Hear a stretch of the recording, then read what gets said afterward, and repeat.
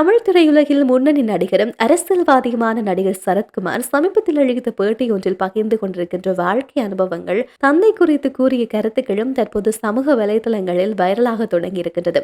அந்த பேட்டியில் சரத்குமார் தனது தந்தையின் பழக்க வழக்கங்கள், தன்னுடைய வாழ்க்கை நெறிமுறைகள் மற்றும் சிகரெட் மதுபானம் குறித்து தெளிவான நிலைப்பாட்டுகளை மனதார பகிர்ந்திருக்கின்றார்.